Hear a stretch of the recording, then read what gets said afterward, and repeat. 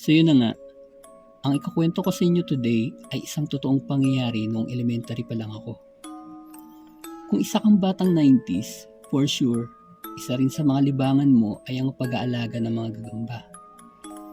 Usong-uso ito noon, yung pinaglalaban yung mga gagamba sa stick.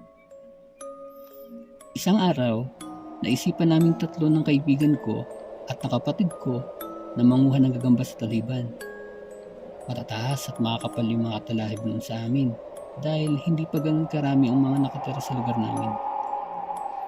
So isang hapon, pinuntahan namin yung area na maraming talahib. At in fairness, marami kami nakuha na gagambang panglaban. Halos mapuno nga yung mga posporo na dala namin eh. Tapos, bago lumubog ang araw, nag-decide na kaming bumaba para umuwi.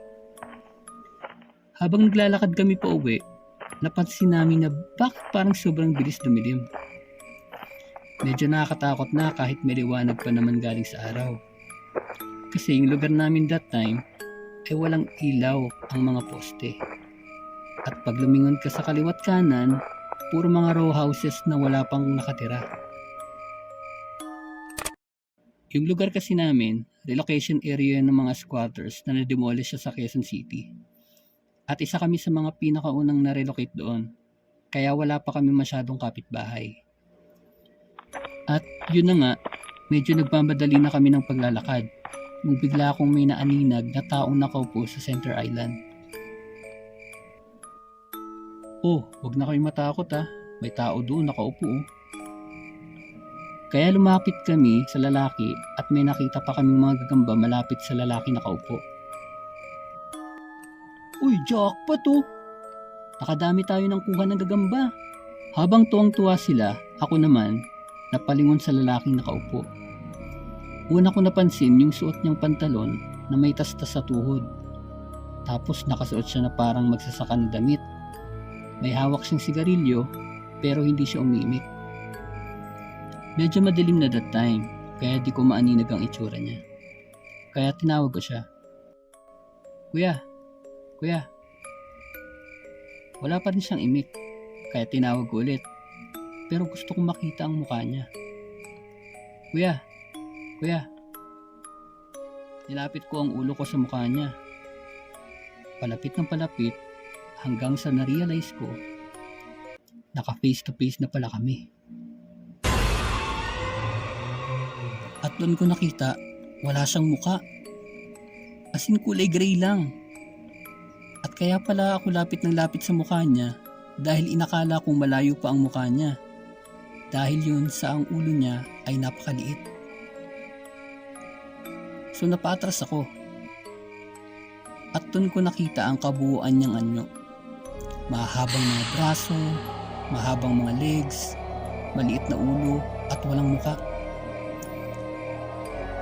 Sa takot ko, nauna na akong tumakbo at yung mga kasama ko naman biglang sumunod na lang ng takbo sa akin.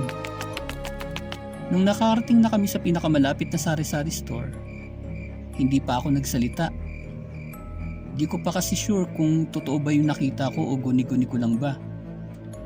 Tapos, biglang nagsalita yung kaibigan ko. Nakita niyo ba yung lalaki? Walang mukha, tapos ang liit ng ulo.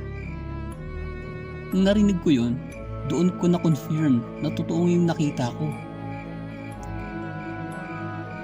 Hanggang sa nakwento na namin sa ibang mga bata sa lugar para samahan kaming balikan yung nakita naming nilalang.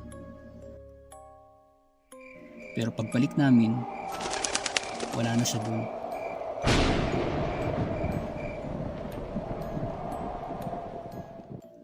Okay. For sure, may mga magsasabi sa inyo na baka si Slenderman yung nakita namin. Well, ako personally, hindi ako naniniwala doon.